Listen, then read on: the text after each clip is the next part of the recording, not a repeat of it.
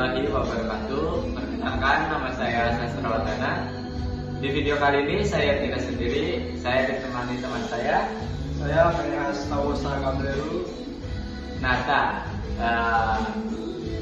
Kita mau ngobrol-ngobrol dikit nih tentang pendidikan. Oke, siap. Kita kan sekarang itu kerja, tapi ada gak sih keinginan buat ngelanjutin pendidikan?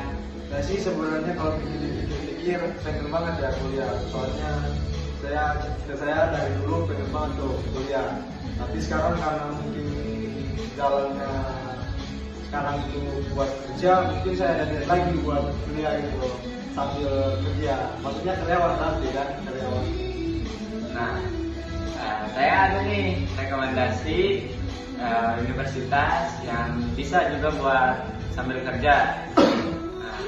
Namanya Universitas Pancasakti. Sebelumnya udah pernah tahu belum Kak tentang Universitas Pancasakti? Belum sih.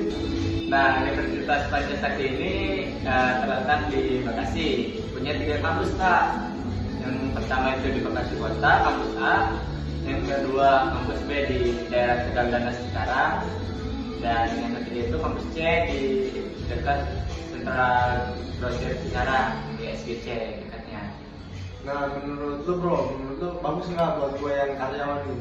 Kan posisinya kan kerja nih kan, siapa tahu mungkin pas udah ambil di situ takutnya bentrok sama kerja atau gimana gitu.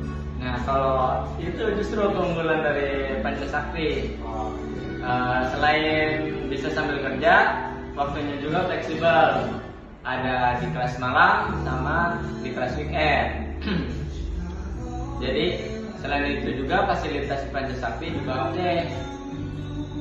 Di kelas full AC, ada proyektor buat belajar, sama dosen-dosen yang ngajar juga udah punya lisensi. Nah gini bro, gue belum tahu nih kan soal uang semesternya itu berapa, terus kuliahnya berapa lama, berapa semester, dan mungkin lu bisa kasih tahu gitu.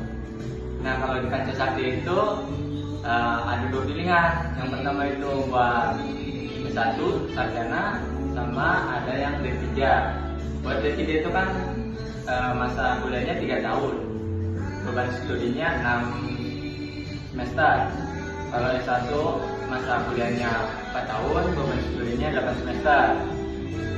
Nah, buat UKT semesteran di Pancasakti itu kalau gelombang pertama itu sekitar 600-an untuk per bulannya, dan untuk daftarnya itu cuman 1 juta udah bisa kuliah.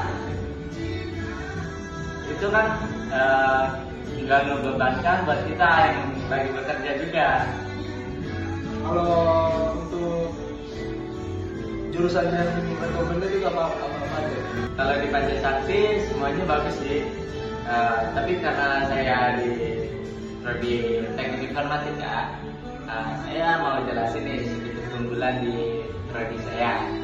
Buat di teknik informatika itu mendalami bisa hardware-nya, software-nya, juga programming-nya. Khusus di programming, kita itu diajari yang namanya JavaScript, PHP, HTML, CSS, dan lain sebagainya. Itu buat pemrograman suatu aplikasi gitu. Dan prospek kerjanya itu juga bagus banget buat jadi IT, development programming, juga lain-lain.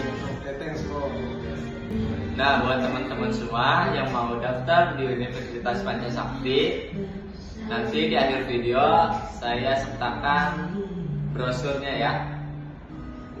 Oke.